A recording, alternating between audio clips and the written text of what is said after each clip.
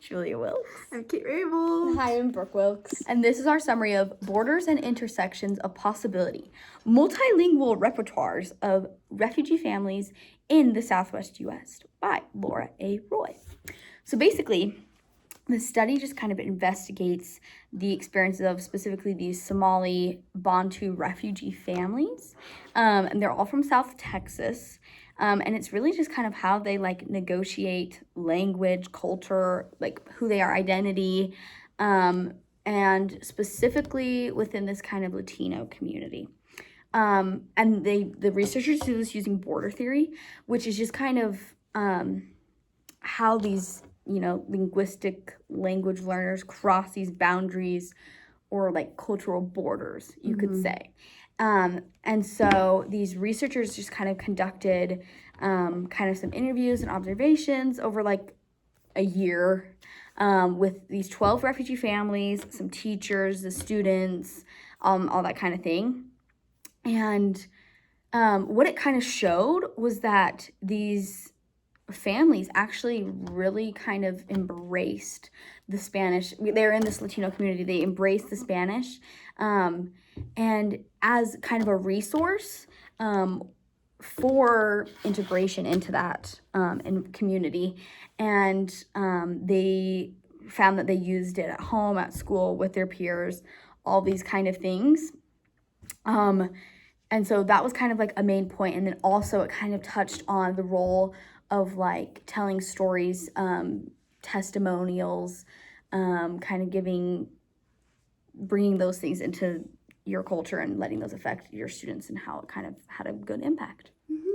It was interesting, with the border theory, it's kind of these borders that they've drawn are not only metaphorical, but they're also literal in many ways. And it's kind of just how to help these students really cross those borders.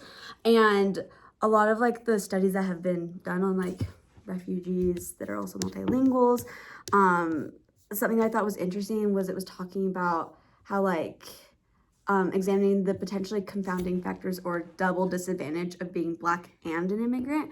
And I think that was really interesting to note in this study, that the people in the study are Black and immigrants, and so they have a language border and then also just discrimination in general. And so it was really great to hear the testimonials of these different students in the study, and they were able. Something that was also really interesting is that they, when moving to South Texas, they ended up having to not only try and learn English, but learn Spanish, because that's what their workplace environment was speaking in, and their school, their peers at school, everyone was speaking in Spanish. So a lot of these immigrants had to learn Spanish, and they expressed the want to learn Spanish too, because they wanted to be able to participate with their peers and their friends in that way.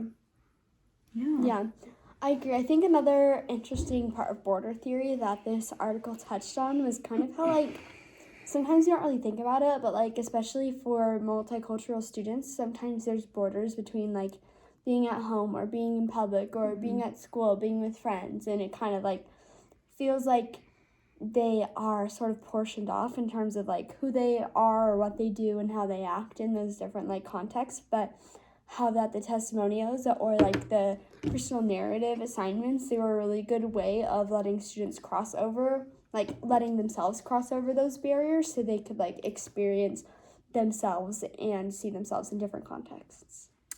Love it. This is our praxis. So basically, one thing I was thinking about based on this reading was just how the relationship with bringing in this culture and embracing it doesn't just have to be between me and the student, because while that does benefit me and it benefits the student if we both put in effort to kind of embrace this culture and this language and all these things, also recognizing that this culture, this language can improve the education and the experience of the other students in the classroom.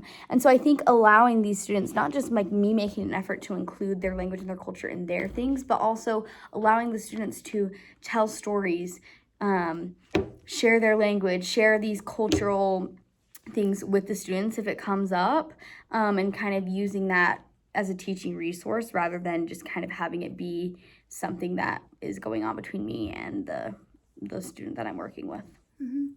I love that. I think in this article, it was really interesting to see how, her name is Miss Rios, but she went to the houses and she was able to identify like the needs of her students and then able to really put things in the classroom to meet her students' needs. Based on like literature or movies or just the things that were like integrated into her lessons. And I think that's really interesting. That's something I want to do in my future classroom is integrate the languages of my students into the classroom and so that they can just have like a better learning opportunity. So I just think the integration is really important. Yeah, I definitely agree. I think one thing that I want to do in my future classroom is inviting students to share their immigration stories because, I mean, I think that is a story that has like a lot of emotional draw for them. It's like a big part of, it's a big, really big, maybe like even life defining event for them. And so I think there's a lot of emotional baggage that they can carry with that. And I think that being able to share that with people is really powerful for them and being able to say like, oh, this is part of like who I am, this is my story. And this is our reflection.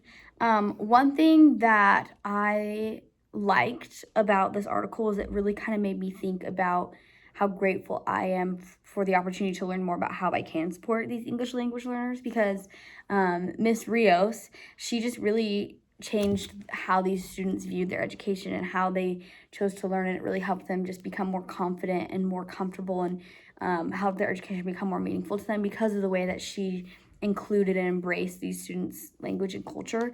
And so I'm just grateful that I have the opportunity to learn more about how I can do that so that I can be the Miss Rios to these students and help them engage with their education. Something that I wanted to reflect on was that all the students in the study, they noted that their multilingualism was a benefit and an asset to them in many different ways. It said that it was a benefit socially, intellectually, and economically. And so I just think it's really important to help students see that their multilingualism is an asset to their lives and it's going to help them in their future careers and just make that very prominent for them. So I really liked that. Yeah, and I really liked how we talked about testimonials because I think that's part of like some culturally responsive pedagogy because we are responding to our students' needs and their needs to be accepted within the classroom. Thank you so much. Have a great day.